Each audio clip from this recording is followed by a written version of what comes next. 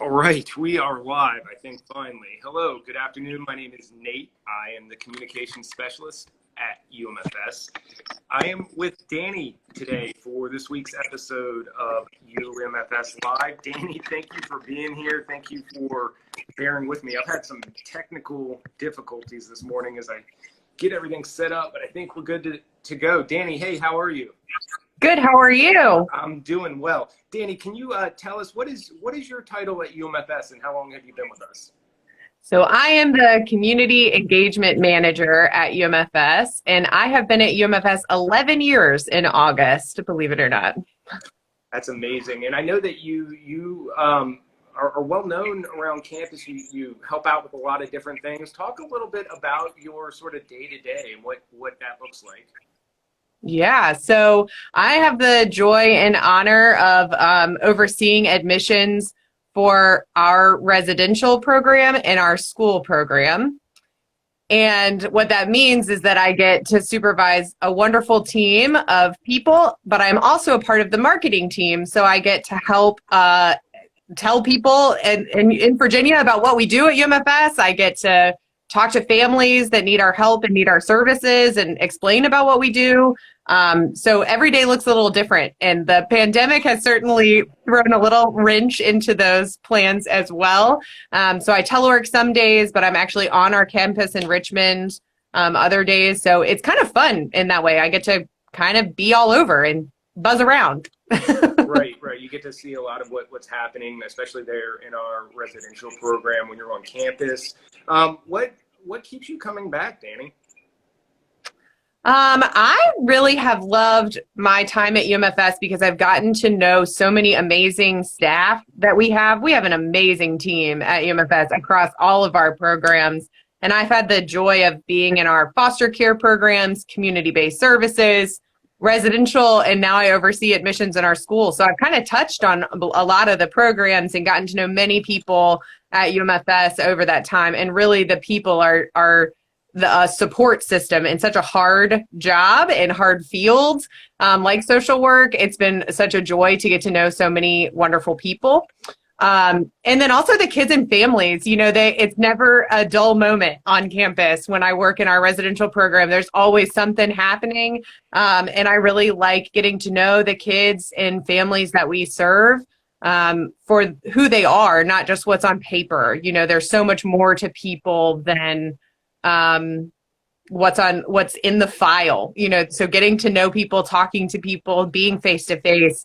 I felt very lucky in the pandemic to get to go to work because it was nice to be there to support the kids and families who still needed residential treatment services. So I think it's the diversity of the people, the diversity of the job. I never do the same thing twice. And I really enjoy all aspects of that. Well, and you were talking a little bit then about meeting the young people, the kids, the teens, the children we serve. I imagine you learn quite a few things from those families and from those children. Can you talk a little bit about the perspective that you've gained working with these young people?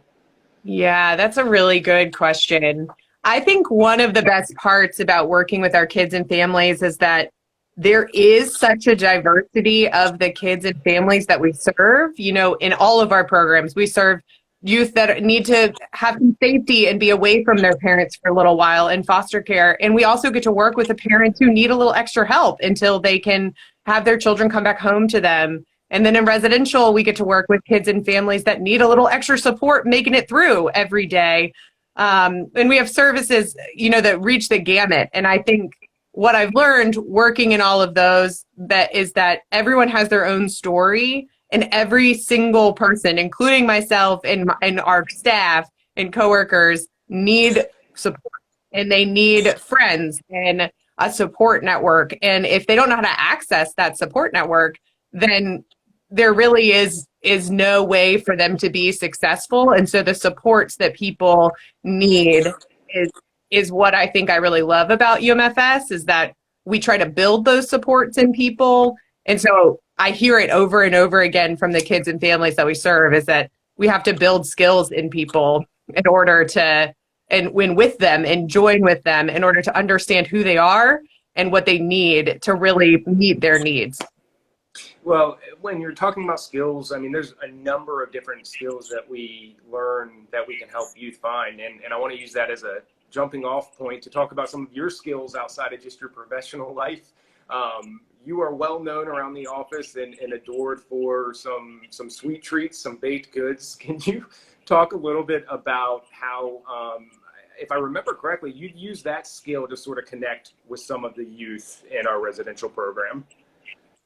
Yeah, so I do love to bake. It's one of my favorite things to do. It's a lot of fun for me. And in the beginning of the pandemic, when the world kind of stopped after March, for that week last year, and we had spring break, like right after that, for our kids to be out of school in our residential program.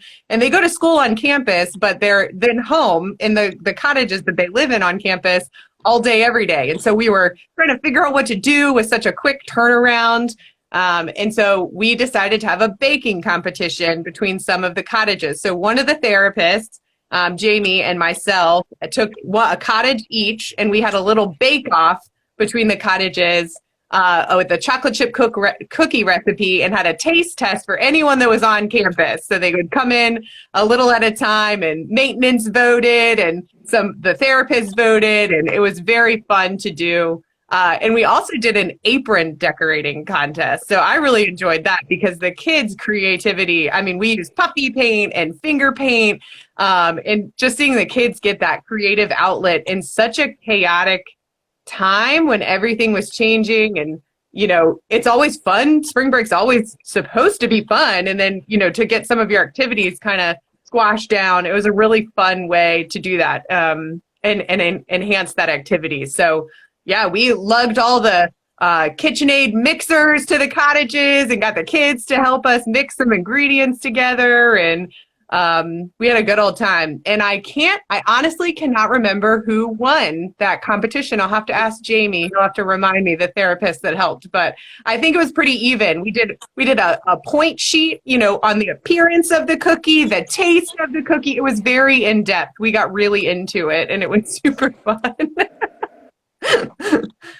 For those of just joining us, my name is Nate. I'm here with Dani, the Community Engagement Manager at UMFS. She's sharing with us a little bit about the relationships that some of those intangible situations where you're finding opportunities to connect with youth. You were talking about connecting with them during the pandemic, which we've used the word now countless times about it being unprecedented, but it was so important for yourself and residential staff to find ways to engage with these young people during just such a strange time. And, what would you say about that residential staff? What would you say about their resiliency as staff and the way that they're able to help these kids?